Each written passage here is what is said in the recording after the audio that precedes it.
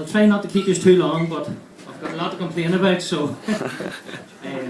Firstly, I want to thank the organisers for inviting me to speak and for giving me the opportunity to tell all of you of my experiences of state repression and internment by Remand. I'll start by explaining the background and the context to my arrest.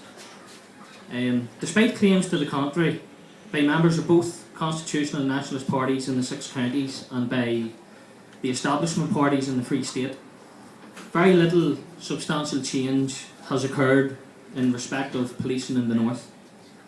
The name of the police force may have changed, but let's not forget that the PSNI is a fully armed force with access to the most modern weaponry. It still operates under a whole raft of very draconian so-called anti-terrorism legislation.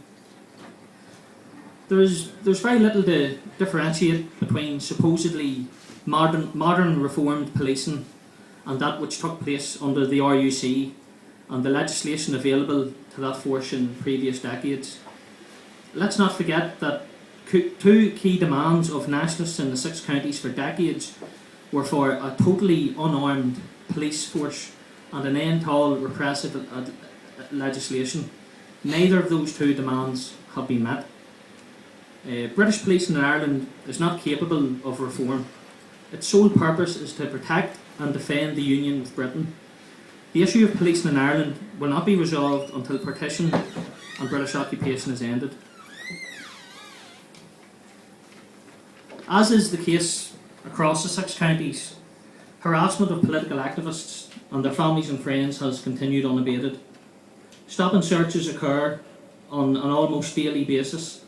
House raids are a regular occurrence. My own home has been raided by the PSNI several times over the years under legislation such as the Terrorism Act 2000, and I have been subjected to dozens of stop and searches.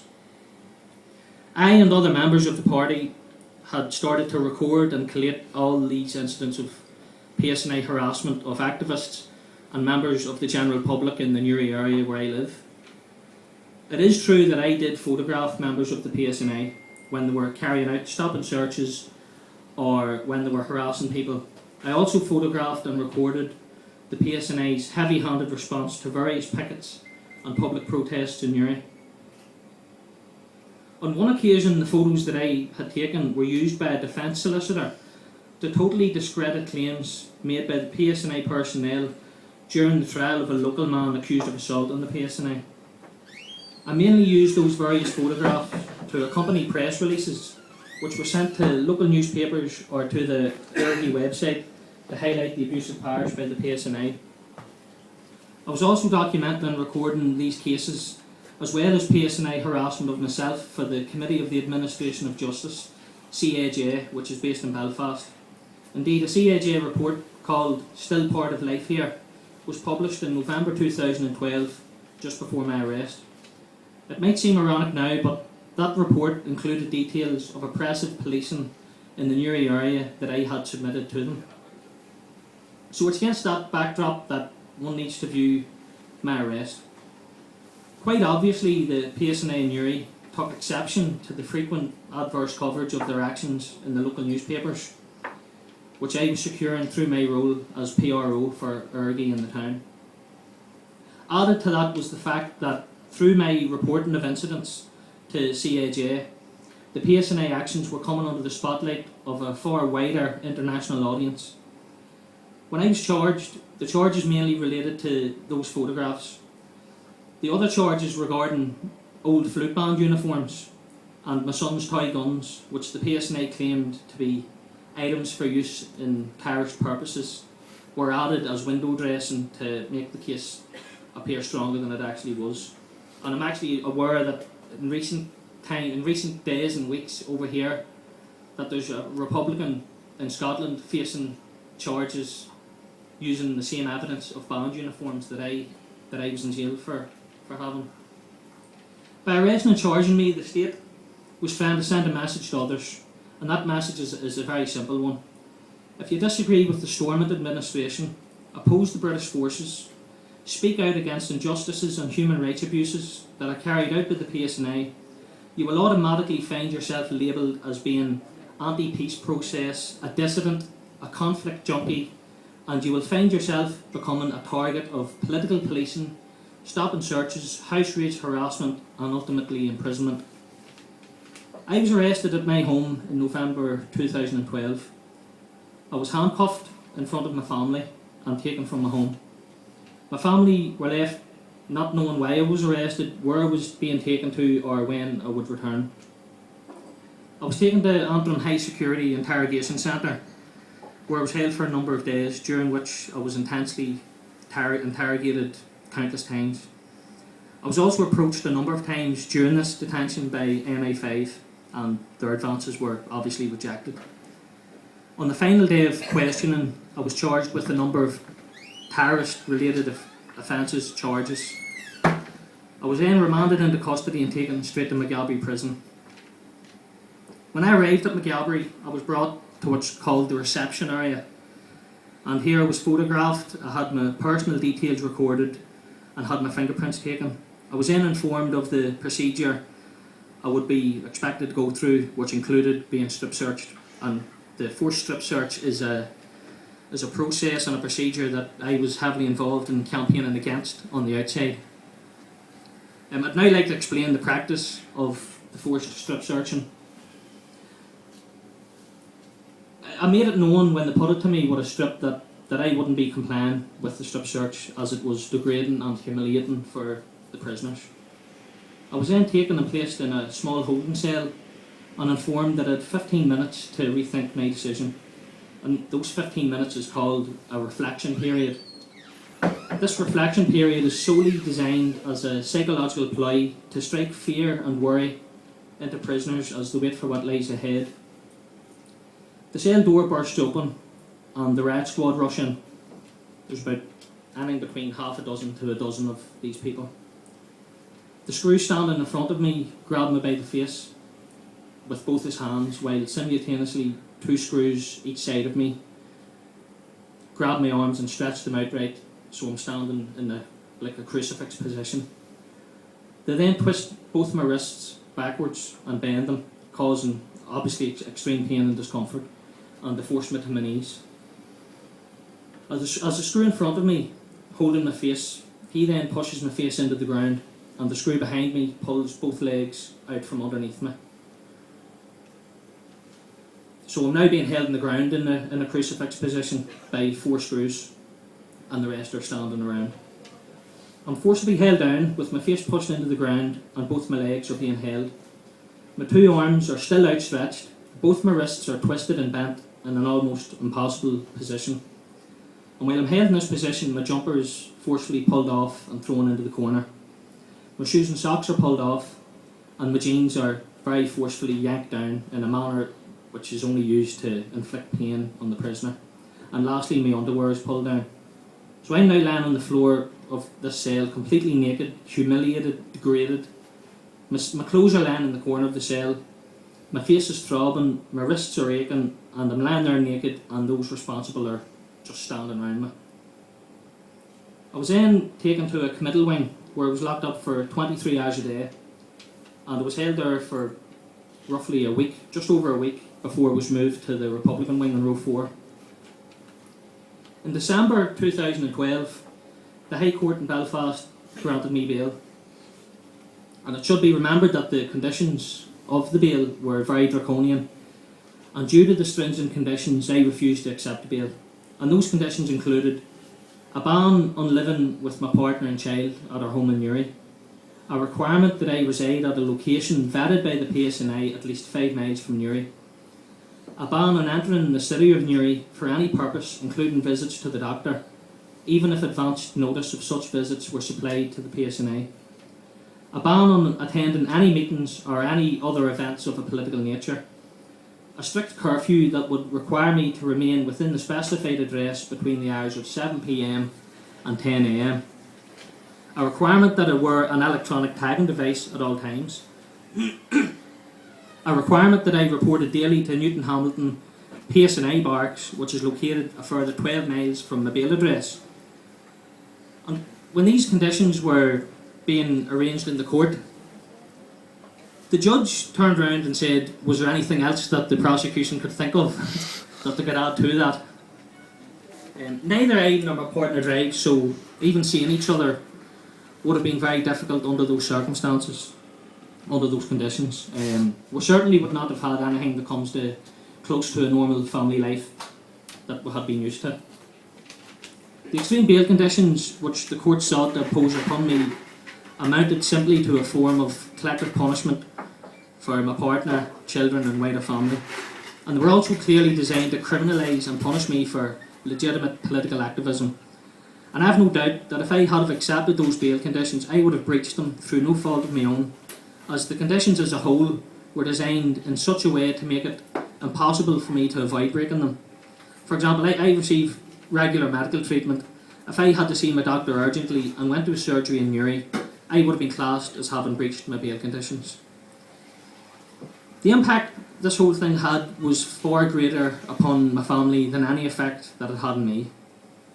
My partner was left at home with children to raise and look after. My youngest son, Reese, who was 6 at the time of my arrest, was very visibly shaken and terrified when heavily armed PSNI personnel smashed in the front door at 6 o'clock in the morning, handcuffed me and took me away. On visits to the jail, he would have become stressed when it was time to leave. Experiences like that can obviously have a far-reaching effect on any young child. Additionally, and although my partner, parents and the rest of my family knew there was no substance to the PSNI charges, they had no idea how long I would be held for, and that simple fact alone caused them a lot of stress and anxiety. Members of my family and party comrades in éirígí and friends would visit me frequently, so I was kept up to date with events on the outside. I certainly hadn't been expecting a campaign to be organised on my behalf, but it's very good to know that others also knew that I was totally innocent and that they were continuously prepared to say so publicly. I believe that the campaign played a great part in keeping up the spirits and morale of my family. It gave them strength and encouragement, and it ensured that they didn't feel isolated.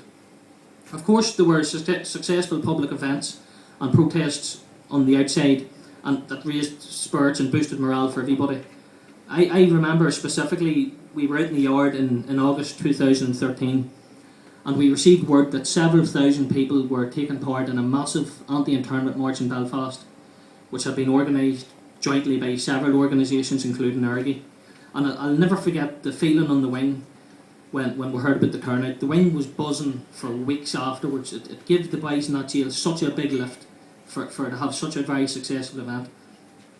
My comrades in éirígí had been on a regular basis liaising with my legal team on the outside and were repeatedly stressing to them their view that the charges against me were designed as a test case, which, if the PSNI and prosecution had been successful, it would have had far-reaching implications for many political and other activists. And they also pointed out that the charges against me were at variance with the European Convention of Human Rights. Article 10 of the Convention of Human Rights states that everyone has the right to the freedom of expression, and that right shall include freedom to hold opinions and to receive and impart information and ideas without interference by public authority. As local PRO for éirígí and Newry, I had clearly held opinions and political views, and the photographs which I had used to accompany press releases were clearly meant to impart information and to allow others to receive that information. However, at the time of my initial arrest, I had no idea as to how far-reaching the charges against me could be in terms of possible future prosecutions of others. Of the 107 photographs which the prosecution had based their case upon, every one had either been used to accompany press releases to local media outlets, articles on the party website, or were used to confirm misuse of powers by PSNI during stop and searches. The PSNI and prosecution argument was that even if a political activist or other member of the public believes he or she is being harassed by police, anti-terrorism legislation could be construed in a way to make it unjustifiable for such a person to publish or even to take photographs of those PSNI personnel. They even argued that while it was acceptable to them for press photographers to take and possess pictures of PSNI personnel, it was not justifiable for others to do so. As my defence argued, it's difficult to see how such an interpretation could be compatible with Article 10 of the European Convention of Human Rights. To be honest, the day I was acquitted, I had no idea what way the judge was going to decide. I actually had a bag with me, with my clothes, to go back to the jail. That's what I was expecting. Because I had been released on bail at the end of January, and then the acquittal was in February, so I had my bag to go back to the Wise and the Wing. The court eventually ruled, after several days of deliberation, that the PSNI and prosecution service cannot apply one different standard of law to press or media photographers and another standard to political activists when it comes to recording and documenting the conduct of the PSNI. That is a very important and significant decision which will prevent the PSNI from taking possible similar actions against other people in the future. And I hope that my case, I believe my case is now going to be cited as case law, so it will help others, including the person here in Scotland who was recently charged. So hopefully my case will now help this man. For me, the decision was complete vindication that I had been acting totally within my rights to photograph and record oppressive policing. And that is an important point. It's common practice across the world for political activists to take photographs of police at political protests and demonstrations. Legal and human rights organisations advise activists to document police behaviour and harassment. When activists in Syria, the Ukraine and elsewhere use social media to highlight alleged police malpractice, brutality and violence, they're applauded by the British political establishment and the media. Yet, when activists do the same thing in Ireland, they are deemed to be terrorists. I was declared innocent, and that is exactly what I and my family, my party comrades and supporters had been saying since the day that I was first arrested. But it took 14 months of my life for a court to say the same thing. And however, I couldn't help but feel angry at essentially being interned by Remand and Maghaberry for 14 months, despite being innocent the whole time. The past 14-15 months have, if anything, reinforced my view that the supposed changes which have taken place in the 6 counties during the last decade and a half have been largely cosmetic. Peel back that cosmetic veneer and you'll find a state that is still under British control, where people's lives are still being subjected to repressive policing and draconian laws, a state that is a failure both politically and economically. It has helped me learn a lot about Republican prison struggle and what prison life for Republicans entails, particularly when faced with an oppressive and restrictive regime such as the one in place in Maghaberry, where the brutal and inhumane practices of strip searching of prisoners still take place as a matter of routine. We also have other issues in the jail such as controlled movement, and I'll explain briefly what the controlled movement entails. If I wanted to leave the canteen to go back to my cell, I have to press a button in the canteen and wait for the screws out in the landing to press a button on their side to let me out. I then have to walk to a grill, a double grill, a slider we call it, and then the screws open one slider and let me stand in and close it behind me. Open the next slider to let me out, and that's me on the wing. 4 or 5 of them would then surround me and walk me to my cell. Now if I'm going to my cell to get a newspaper, for example, to bring back to the canteen, they will walk me to my cell, open the door, because the doors are locked, open the door, and they'll stand at the door and watch me getting the newspaper. And then I have to go through that whole process to go back to the canteen. And if I'm staying in my cell, simply the door's locked, you're locked in. So it's pretty restrictive, and you have the same process in place if you want to go to the shower, or if you want to go to the laundry. You have 4 screws standing around you the whole time. So it's very, very, very restrictive. Then you've the other issue of isolation of Republican prisoners, and this is a very important point. There's a fellow in the jail called Gavin Coyle. Some of you might have heard of him. He's a Republican POW from Tyrone. Ever since he was arrested over 3 years ago, he has been held in isolation. It's called the SSU. That's the name of the place where he's held, and he's been locked in a cell for the past 3 years for 23 hours a day. He has no contact with any other prisoner whatsoever. The only people he has contact with is the screws who are on the wing. He's allowed out for 1 hour a day out of the yard by himself for a bit of air. The windows in the cell are blocked up, so you can't even see sunlight. And he's been living like that for 3 years. You wouldn't leave an animal living like that. So Gavin Coyle's there, and that's the isolation. There's people being isolated. And in recent weeks, some of you may have seen it on the internet or read about it, the prison administration are currently trying to drag things backwards.